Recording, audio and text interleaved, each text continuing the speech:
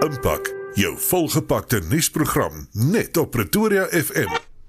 Die Gautengse polisiekommissaris luitenant-generaal Tommy Mtombeni het vandag die provinsie se misdaadstatistiek vir die 4de kwartaal van die 2025-2026 boekjaar bekend gemaak. Die syfers toon dat ernstige misdaad tussen Januarie en Maart vanjaar met 5,2% afgeneem het, met meer as 5000 minder aangemelde ernstige misdade as in dieselfde tydperk verlede jaar. Kontakmisdade het ook afgeneem. Die polisie is steeds bekommerd oor ontvoerings wat met 1,6% toegeneem het. Ons praat met die leier van die VF+ in Gauteng en lid van die portefeuljekomitee vir gemeenskapsveiligheid in die Gautengse wetgewer Jaco Mulder. Goeiemôre Jaco. Goeiemôre Westie. Die jongste misdaadstatistiek toon 'n afname van meer as 5% in ernstige misdade in Gauteng. Is dit 'n aanduiding dat misdaadbestryding in die provinsie besig is om te verbeter, of hoe moet ons hierdie resultate sien? Ons moet natuurlik bly wees indien daar afnames van ernstige misdaad getoon word. Dit dui daarop dat sekere polisieringsinisiatiewe sekerlik resultate oplewer, maar tog bly Gauteng die misdaad hoofkern van Suid-Afrika in vele kategorieë. So die afname is bemoedigend, maar dit beteken nie dat inwoners noodwendig veiliger voel nie. Daar is steeds ernstige rede tot kommer, en 'n tema wat ek deurgaans wil aanspreek is die hoekom. Dis 'n bietjie skeefgetrekte statistiek omdat mense al minder misdaad aanmeld. En daar's verskeie redes daarvoor. Mens kan net meet wat aangemeld is as 'n groot en toenemende groter hoeveelheid misdaad gevalle wat glad nie aangemeld word deur die publiek nie. Jaco, jy raak nou my volgende vraag van hoe die akkuraatheid en betroubaarheid van die statistiek wel bepaal kan word.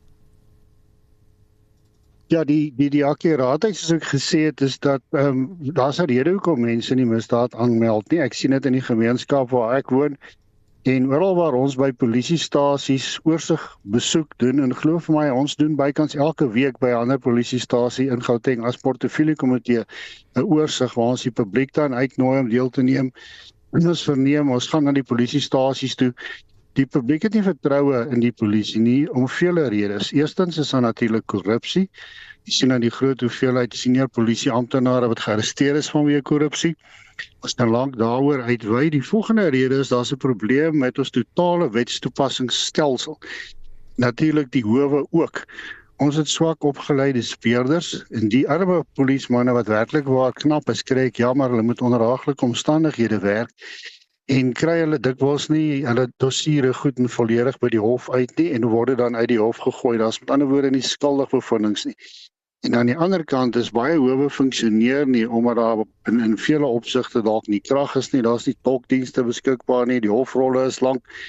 Uiteindelik word die sake uit die hof gegooi. So van aanmelding tot skuldig bevinding en proporsie, hoeveel skuldig bevindings dan daar wel is, maak dat mense net eenvoudig nie meer misdaad wil aanmeld nie. Wel, volgens die statistiek wat ons tot ons beskikking het moord, verkrachtings en kapings afgeneem, maar ontvoerings het toegeneem. Waarom dink jy bly ontvoerings so 'n groot uitdaging? Ons moet onthou dat ontvoerings is nie 'n aksie wat sommer net deur 'n individu lukraak uitgevoer word nie. Dit word toenemend deur goed georganiseerde syndikaate bedryf. Dit hou dikwels verband met voertuigkapings, afpersings, lospryse word natuurlik geëis, en ons sien heel dikwels hoe slagoffers dan gedwing word om hulle bankrekeninge leeg te trek by ATM'e. So Gauteng is 'n redelike kompakte provinsie met 'n baie hoë digtheid bevolking en heelwat ekonomiese aktiwiteit en vervoernetwerk, en dit maak die provinsie natuurlik baie aantreklike teiken vir hierdie misdaadgroepe. Die polisie sê die meeste ontvoerings hou verband met voertuigkapings en georganiseerde misdaad. Dit sluit aan by wat jy sê. Het ons tans die wetstoepassings en intelligensie vermoë om hierdie syndikaate die hoof te bied? Ek is bevrees ons het nie. As ons kyk deur die jare op nasionale vlak en ook in Gauteng, is ons nasionale misdaadintelligensie die hoofde al telkens geskort vanweë korrupsie, en selfs in Gauteng ook.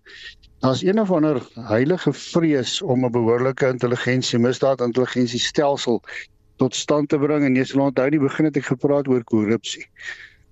Daar is geen vertroue Ons het definitief dus beter intelligensiegedrewe polisieering nodig en sterker samewerking tussen wetstoepassers en dan ook die meer gespesialiseerde ontvoeringseenhede. Die fokus moet met ander woorde daarop wees om misdaadsyndikaate te ontmasker en nie net individue te arresteer nie, soos wat ons dikwels sien gebeur.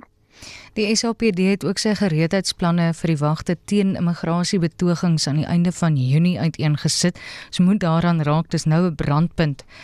Is jy tevrede dat die polisie voldoende voorbereid is om openbare orde te handhaaf en geweld te voorkom indien spanning wel opvlam? Uiteraard is dit goed dat die SAPD sy gereedheidsplanne vir die verwagte teen immigrasiebetogings van einde Junie uiteengesit en in plek gekry het. Maar nou moet ek ook ongelukkig sê dat die polisie moet die foute wat politici maak, met ander woorde die ongelooflike porieuse grense wat eintlik die afgelope 30 jaar tot hierdie probleem gelei het, met die arme polisie met hulle hulle heeltemal te min onvoldoende hulpbronne en mannekrag moet hulle nou hierdie saak beveg. So ek is bevrees, ek dink hulle is nie gereed daarvoor nie. Ons sien selfs dat terwyl die weermag ontplooi is in Gauteng byvoorbeeld om Zama geweld en ander geweld op te slaan, dat hierdie geweld, bende geweld natuurlik toegeneem het. So dit is goed dat hulle 'n plan het, maar ek is bevrees, ek dink nie hulle het voldoende mannekrag en hulpbronne om dit werklik waar op te slaan, sou dit hand uitdruk nie.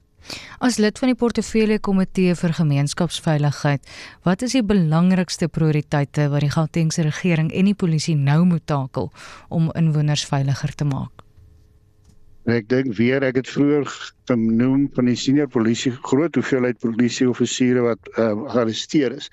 So die prioriteite is vir my duidelik die bekamping van georganiseerde misdaad. Dit is waar die grootste komponent misdaad sy oorsprong het.